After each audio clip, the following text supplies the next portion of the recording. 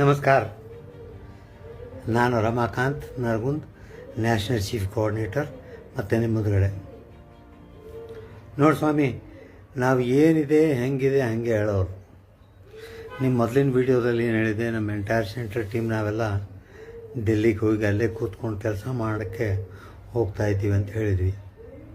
ಈಗ ಅಲ್ಲಿಗೆ ಹೋದ ಮೇಲೆ ಏನಾಯ್ತು ಎಂಬ ವಿಚಾರ ಬಗ್ಗೆ 4 ಮಾತುಗಳನ್ನು ನಾನು ನಿಮ್ಮ ಮುಂದುಗಡೆ ಪ್ರಸ್ತಾಪನೆ ಮಾಡ್ತೀವಿ. ಅಲ್ಲಿ ಡೆಲ್ಲಿನಲ್ಲಿ ಕ್ಯಾಂಪ್ ಮಾಡಿದ ಮೇಲೆ ನಮಗೆ ಮಿನಿಸ್ಟ್ರು ಸಿಗೋದು ತುಂಬ ಡಿಫಿಕಲ್ಟ್ ಆಯಿತು. ಹಾಗೂ ನಾವು ಬೇರೆ MP ಬೇರೆ ಮಿನಿಸ್ಟ್ರುಗಳನ್ನು ಮೀಟ್ ಮಾಡಿ ಮತ್ತು EPF ಆಫೀಸ್ಗೆ ಹೋಗಿ ಕೆಲವು ಸರ್ವೆಗಳನ್ನು ಮಾಡಿದ್ವಿ.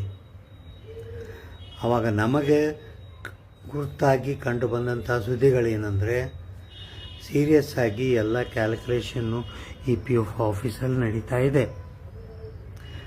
ಹಾಗೂ ಈ ಎಡಿಟಿಂಗ್ ಕ್ಯಾಲ್ಕುಲೇಷನ್ ಒಂದು ಪ್ರೈವೇಟ್ ಪಾರ್ಟಿಗೆ ಅವರು ಕೊಟ್ಟಿದ್ದಾರೆ. ಮ್ಯಾಕ್ಸಿಮಮ್ 31 ಡಿಸೆಂಬರ್ ಎಂಬುದರಲ್ಲಿ ಈ ಕ್ಯಾಲ್ಕುಲೇಷನ್ ಎಲ್ಲ ಮುಗಿದು ಅದೇ ಫೈಲು ಸರ್ಕಾರಕ್ಕೆ ಹೋದ್ಮೇಲೆ ನಮ್ಮ ಕ್ಯಾಲ್ಕುಲೇಷನ್ ಸ್ಟಾರ್ಟ್ ಆಗುತ್ತೆ ಅಂತ ನಮಗೆ ಬಂದ ವರದಿಗಳು. ಕನ್ಫರ್ಮ್ ಇಲ್ಲ, ನಾವು ಅಲ್ಲಿ ನೋಡಿ ಸ್ಟಡಿ ಮಾಡಿದಾಗ. ಆದರೂ ಕೂಡ ಏನೋ ಒಂದು ವಿಚಾರ.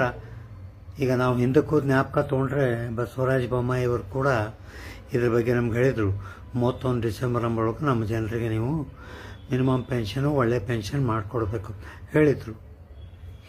ಇದು ಒಂದು.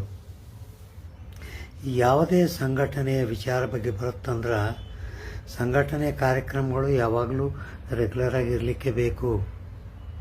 ಪ್ಯಾರಲ ಹೋಗ್ತಿರ್ಬೇಕದು ನಮ್ಮ ಕೆಲಸ ಆಗೋವರೆಗೂ. ಎಲ್ಲಿವರೆಗೂ ನಮ್ಮ ಕೆಲಸಗಳನ್ನು ಆಗಲು ಅಲ್ಲಿವರೆಗೂ ನಮ್ಮ ಮಂತ್ಲಿ ಮೀಟಿಂಗು, ಡೆಮಾನ್ಸ್ಟ್ರೇಷನು ಇವೆಲ್ಲ ಕಾರ್ಯಕ್ರಮಗಳು ನಾವು ಹಮ್ಮಿಕೊಂಡಿರಲಿಕ್ಕೆ ಬೇಕು. ಈಗ ಮತ್ತೆ ಬಂದಿರೋದು ಶೋಭಾ ಕರಂದಾಳಜಿ ಮೇಡಮ್ಮು ಅವ್ರೇನು ಸ್ಟೇಟ್ಮೆಂಟ್ ಕೊಟ್ಟಿದ್ದಾರೆ, ಅದರ ಬಗ್ಗೆ ನಾವು ಕರ್ನಾಟಕದಿಂದನೂ ಮೆಮೊರಂಡಮ್ ಕೊಟ್ಟಿದ್ದೀವಿ, ಸೆಂಟ್ರಲಿಂದನೂ ಮೆಮೊರಂಡಮ್ ಕೊಟ್ಟಿದ್ದೀವಿ, ಹಾಗೂ ಬೆಂಗಳೂರಿಂದ ಒಂದು ಕಾರ್ಯಕ್ರಮವನ್ನು ಕೂಡ ಹಮ್ಮಿಕೊಂಡಿದ್ದೀವಿ. ಹೋಗ್ತೀವಿ ಮೇಡಮನ್ನು ಕೇಳ್ತೀವಿ, ಮೇಡಮ್ ಏನಿದು ನೀವು 2019 ಸ್ಟೇಟ್ಮೆಂಟ್ ನೋಡಿಕೊಂಡು ನಿಮ್ಮ ಜನರಿಗೆ ಮಾಡೋದಾಗಲ್ಲ ಇದು ಅದು ಎಲ್ಲ ಸ್ಟೇಟ್ಮೆಂಟ್ ಕೊಟ್ಟರೆ ನಮ್ಮ ಪೆನ್ಷನ್ದಾರರ ಗತಿ ಏನು? ಇದರ ಬಗ್ಗೆ ನಾವು ಮಾತಾಡಲಿಕ್ಕೆ ತಯಾರಾಗಿದ್ದೀವಿ. ಎಷ್ಟಪ್ಪ ತ್ರಾಸು ಕೊಡ್ತಾ ಇದ್ದಾರೆ ಸರ್ಕಾರದವರು, ಎಷ್ಟು ಜನರನ್ನು ನಾವು ಕಳ್ಕೊಳ್ತಾ ಇದ್ದೀವಿ. ನಮಗೊಂದು ಸರಿ ಅಳು ಬರುತ್ತೆ ಸರ್. ದಿವಸ ಒಬ್ಬೊಬ್ಬರ ಹೆಸರುಗಳು ಬರ್ತಾನೇ ಇರುತ್ತೆ. ನಾವು ಎದೆಗೊಂಡಬಾರದು. ನಾವು ಸೋತು ಹೋದರೆ ಮುಂದೆ ಬರೋ ಪೀಳಿಗೆ ಯಾರು ಇಷ್ಟು ಮಾಡೋಕ್ಕೆ ಸಾಧ್ಯ ಇಲ್ಲ. ಇದೇ ಧೈರ್ಯ ತಗೊಂಡು ಹೀಗೆ ನಮ್ಮ ಕಾರ್ಯಕ್ರಮಗಳನ್ನು ಮುಂದುವರಿಸಿ ಆದಷ್ಟು ಬೇಗನೆ 31 ಡಿಸೆಂಬರ್ ಆದಮೇಲೆ ಮತ್ತೆ ಹೋಗ್ತೀವಿ. ನಾವು ಏನೇನು ಬೆಳವಣಿಗೆ ಆಗಿದೆ ನಮ್ಮ ಮಿನಿಸ್ಟ್ರು, ಹಾಗೂ ನಾವು ಬರೋದಕ್ಕಿಂತ ಮೊದಲು ಮಿನಿಸ್ಟ್ರ್ ಆಫೀಸ್ಗೆ ಲೆಟ್ರ್ ಕೊಟ್ಟು ಬಂದೀವಿ. ಏನಂತ, ನೀವು ಲೆಟ್ರ್ ಕೊಟ್ಟ ಮೇಲೆ ನಮ್ಮನ್ನು ಕರೆದಿಲ್ಲ, ಆದರೂ ಕೂಡ ನಾವು ಡೆಲ್ಲಿನಲ್ಲಿ ಬಂದು ನಿಮ್ಮ ಸಲುವಾಗಿ ವೇಟ್ ಮಾಡಿದ್ದೀವಿ. ನೀವು ಔಟ್ ಆಫ್ ಸ್ಟೇಷನ್ ಇದೆ ಅಂತ ಗೊತ್ತಾಗಿದೆ, ಆದರೂ ಈ ಲೆಟ್ರ್ ಓದಿದ ಮೇಲೆ ಆದಷ್ಟು ಬೇಗನೆ ನಮಗೆ ಕರೀರಿ. ನೋಡಿ ಸರ್, ನಮ್ಮ ಕಡೆಯಿಂದ ಆದಷ್ಟು ಪ್ರಯತ್ನಗಳನ್ನು ನಾವು ರಾತ್ರಿ ಹಗಲು ಮಾಡ್ತಾಯಿದ್ದೀವಿ. ನೀವು ನಮ್ಮ ಜೊತೆಗೆ ಸೇರ್ರಿ, ನಮಗೂ ಧೈರ್ಯ ಕೊಡ್ರಿ. ವಿಶ್ವಾಸವನ್ನು ಕಳೆದುಕೊಳ್ಬೇಡ್ರಿ. ಯಾವಾಗಲೂ ವಿಶ್ವಾಸ ಇಟ್ಕೊಂಡೇ ನಾವು ಕೆಲಸ ಮಾಡಿದರೆ ನಮಗೆ ಜಯ ಸಿಗುತ್ತೆ. ನಾವು ನಿಮ್ಮ ಜೊತೆಗಿದ್ದೀವಿ, ನೀವು ನಮ್ಮ ಜೊತೆಗಿದ್ದೀರಿ. ನಿಮ್ಮ ಧೈರ್ಯನೇ ನಮ್ಮ ಧೈರ್ಯ. ನಾವೊಬ್ಬರೇ ಏನು ಮಾಡೋಕ್ಕೆ ಸಾಧ್ಯನೇ ಇಲ್ಲ. ಸೊ ನಾವು ಹೇಳಿದ ಕಾರ್ಯಕ್ರಮಗಳು, ಮಂತ್ಲಿ ಮೀಟಿಂಗ್ಗಳು, ಮೆಮೊರಂಡಮ್ ಕೊಡೋದನ್ನು, MP ಭೇಟಿಯಾಗೋದನ್ನು ಕಂಟಿನ್ಯೂ ಮಾಡಿರಿ. ನಾವು ಕೂಡ ಇದೇ ವಾರದಲ್ಲಿ ಬೆಂಗಳೂರಲ್ಲಿ ಒಂದು ದೊಡ್ಡ ಕಾರ್ಯಕ್ರಮ ಹಮ್ಮಿಕೊಂಡು ಶೋಭಾ ಕರಂದಾಳೆ ಮೇಡಮ್ಗೆ ಹೋಗಿ ಕೇಳ್ತೀವಿ, ಯಾಕೆ ಮೇಡಮ್ ಯಾಕೆ ಹೇಳಿದ್ರಿ ನೀವು, ಯಾವ ರೀತಿಯಿಂದ ಸ್ಟೇಟ್ಮೆಂಟ್ ಕೊಟ್ಟರೆ ನೀವು ಕೇಳಬೇಕು ಸರ್, ಚುನಾಯಿತ ಅವಳು. ಸೊ ಕೇಳೋ ಕಾರ್ಯಕ್ರಮ ಹಮ್ಮಿಕೊಂಡಿದ್ದೀವಿ.